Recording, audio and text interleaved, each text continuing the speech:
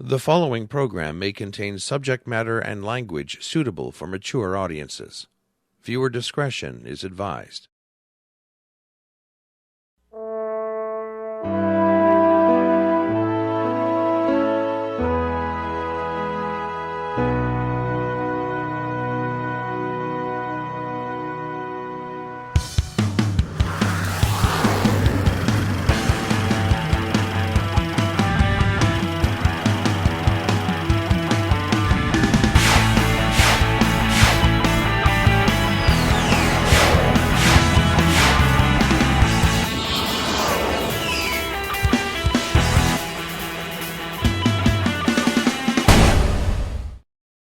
And welcome to Season 8 of the Meltdown. My name is Rod Kendricks. Wow. I didn't know we had to change our name for the upcoming season. My name is Mr. Yeah, it's not true. My name is Norm. Alright. So we're not changing our names. No. Okay.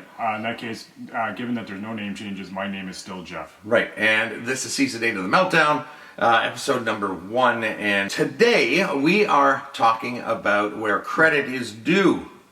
And, before we start the show, Jeff, what the hell have you been up to?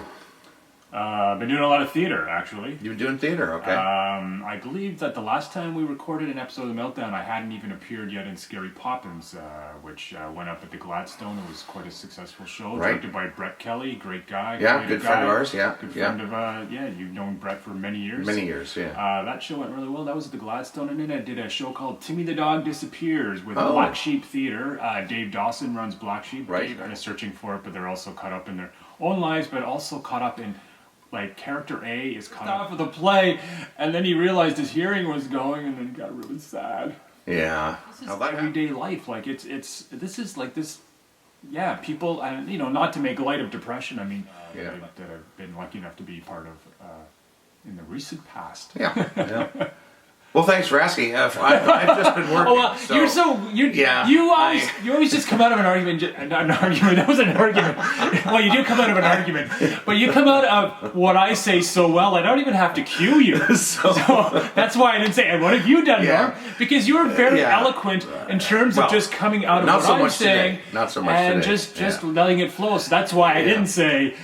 And how about you, Norm? I figured you would just go ahead. So I've just been working, just working a lot.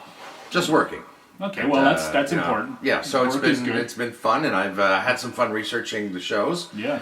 And speaking of the show today, as I said before, we're doing where credit is due, and I think the basis for this show is there's so many times in life people get credit for doing things they didn't actually do, and the people who did do it, well, you never hear about them. Mm-hmm. So we've got some interesting things for our fun facts. We've got Lou Saracino here as well. Plus we've got, I think, something you might find funny in terms of where credit is due for our stupidness. But why don't we start it off the way we always do with some Meltdown fun facts. Okay, so today we've got for you 15 interesting people that history somehow forgot. All right. So we'll tell you their names, show you their picture, and I'll tell you a little story about them. Right. Let's begin with Nellie Bly. Mm-hmm. Groundbreaking investigative journalist Nellie Bly went undercover as a patient in an insane asylum in order to expose abuses there in 1887. The following year, another assignment saw her turn the novel Around the World in 80 Days into reality when she traveled around the globe herself in just 72 days. Yeah. Pretty interesting, huh? It is, yes. Yeah. Definitely. Here, now I'm going to hope I'm pronouncing this right. All right. Cleisthenes. Though many people credit Thomas Jefferson as the father of democracy, the honor actually lies with the Greek philosopher Cleisthenes. So there you go. Mm-hmm. It would be interesting, and I should have looked this up to see if there was a word based on Cleisthenes. Clandestine? No. No, I don't think so. That sounds sort of the same, but I don't think that's. Yeah, no, I think you're thinking of what are those little oranges? Oh, clementines. Clementines, that's what you're thinking of. Maybe that's, yeah. Okay, let's continue. I'm thinking of clementines. With Pope Leo the First. Okay. Though lots of popes have made their mark in the history of the Catholic Church, Pope Leo has been heralded as one of the most important, aside from issuing transformative documents and bringing unification to the people, Pope Leo single-handedly persuaded Attila the Hun to back down from his invasion of Italy. Wow. Now that's something. Yeah, if you can persuade Attila the Hun to do anything, you got game, girl. Hey, Attila, can you take out the garbage, please? It's your turn this week. All right. Then I kill you. All right, let's continue with Audrey Munson. Audrey Munson was a model and actress widely referred to as the first American supermodel. She was the inspiration for more than 12 statues in New York City and paved the way for models and actresses after her when she became the first actress to appear nude on screen. Audrey Munson. Audrey Munson. And you know what? That's not a name I've ever heard of. No. I've heard of Audrey Hepburn and Thurman Munson, but never Audrey Munson. Maybe they had a child and it was Audrey Munson. Possibly. Although, well, let's not speculate. Let us continue with Edith Wilson. Though we narrowly missed out on America getting its first female president, many people don't realize that we already basically had one. After her husband Woodrow Wilson had a debilitating stroke, Edith Wilson stepped up to the plate. For just over a year, Edith was the acting president of the United States while her husband recovered. I was not aware of that. Neither was I, and that's a hell of a fact. Yes. If you learn nothing else today from this show, and chances are you won't, that's a good one to know. Yeah. All right, on we go with Percy Julian. Percy Julian was a doctor living under Jim Crow who pioneered the drug industry. After he developed the chemical synthesis of hormones like progesterone and testosterone, he became the first African-American chemist inducted into the National Academy of Sciences. His research also laid the groundwork for the modern-day steroid. So there you go. Yeah. Oh, here's an interesting one, not that the others weren't. Agent 355. Ooh. Now, we're getting into that clandestine orange thing you were talking about before. Yeah. Agent 355 was a female spy who worked directly for George Washington during the American Revolution. Even today, her identity is unknown, though some intel has been gathered. It is known that she was likely a socialite living in New York City who passed vital information about Washington's affluent enemies right back to him. Agent 355. Agent I was 355. thinking it was a Get Smart episode. But Who knows? Let's continue they had a with 7th season. I mean a 6th season. There was no 6th season. If they had a 6th season of Get Smart, of Guess Smart. there would have been Agent 355. For Right. Sure. They only had 5 seasons. Would you let me know when you're done? You may proceed.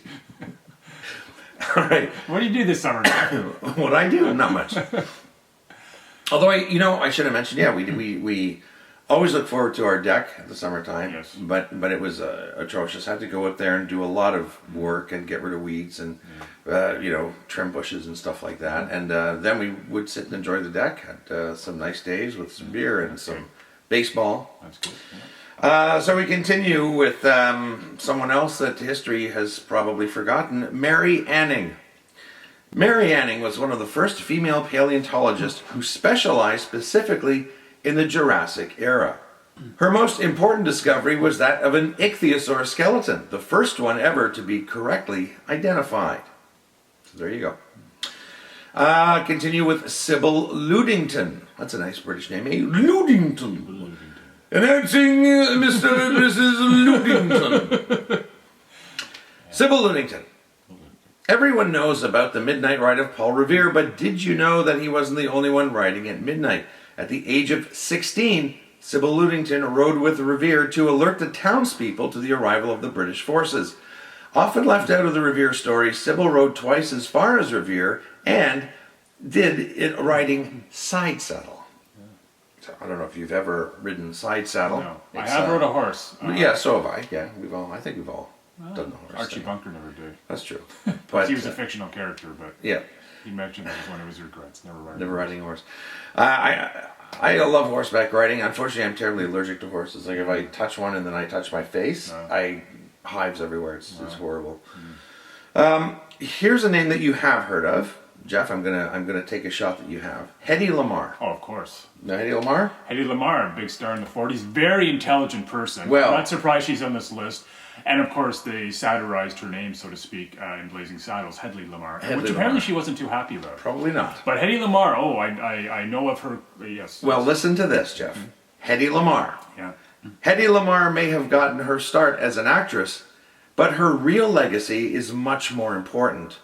After she immigrated to the United States from Austria, Lamarr devoted her life to science, working to create something called spread spectrum technology, Right.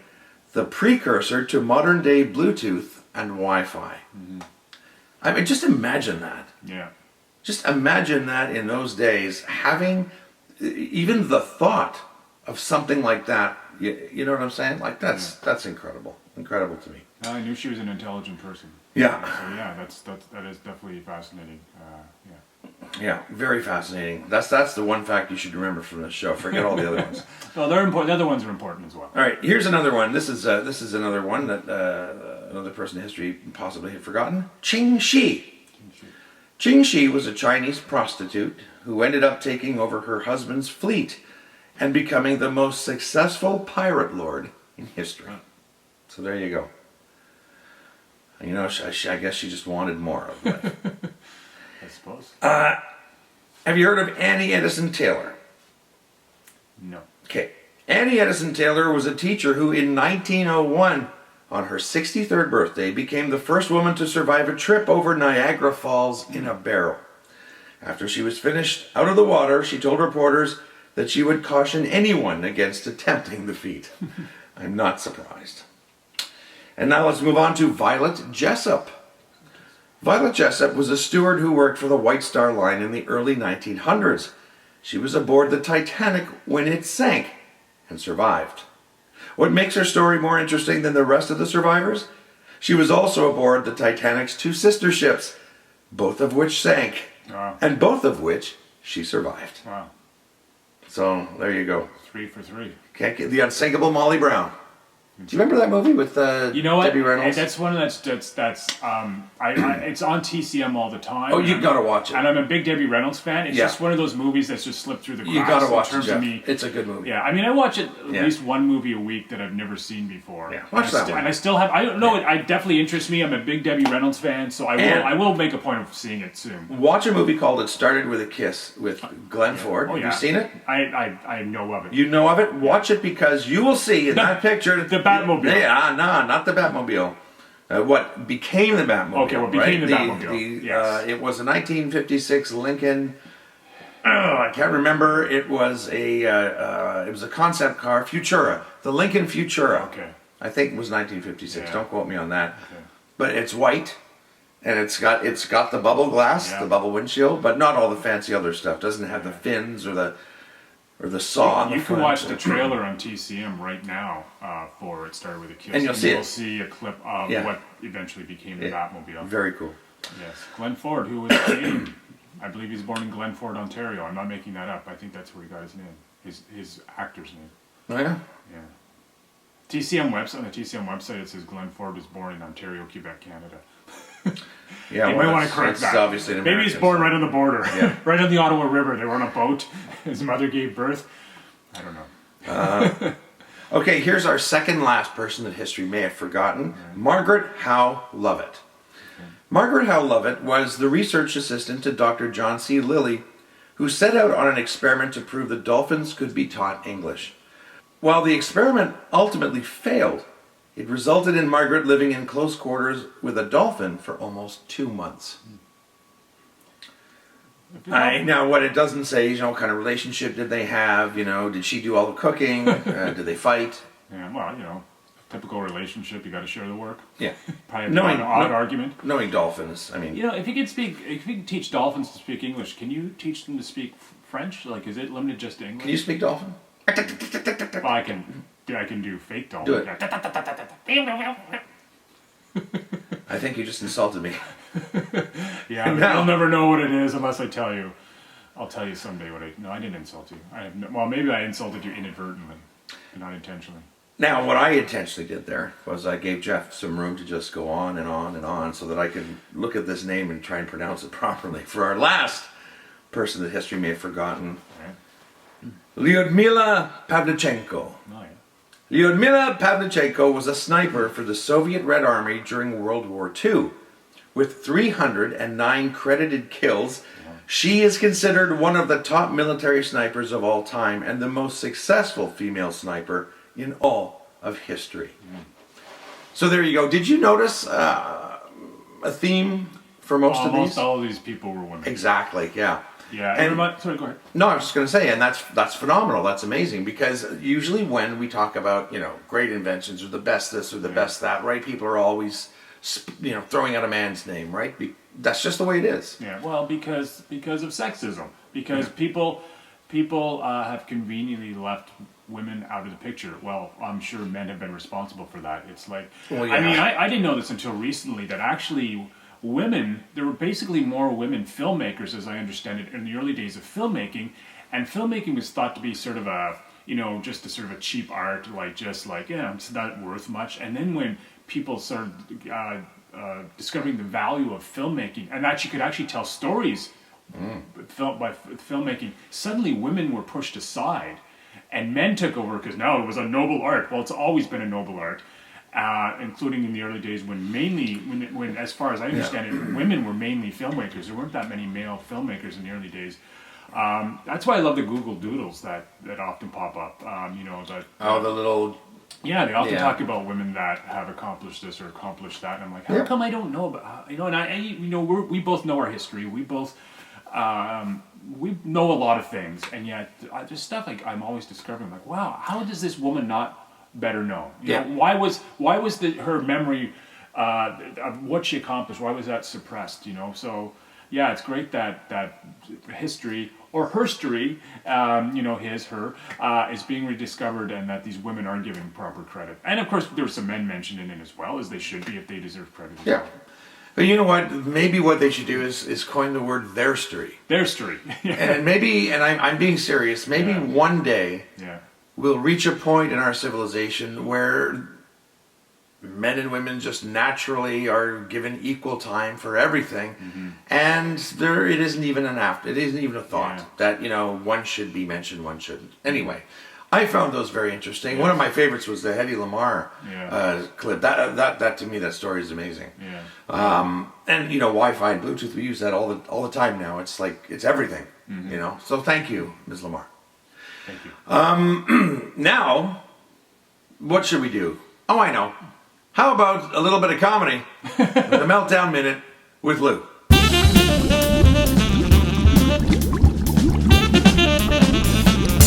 Hello, everybody. This week, my pals Norm and Jeff were talking about credit. And when they sent me, the list of topics so that I could prepare and be a good person overall, they were like, credit. And then at first I thought it was the other side of credit, right? Like, because being Italian, I've had some experience with collecting, if you know what I'm saying. But what they're actually talking about is stuff that was invented, and then the guy who invented it or the girl who invented it wasn't given credit. Give you an example.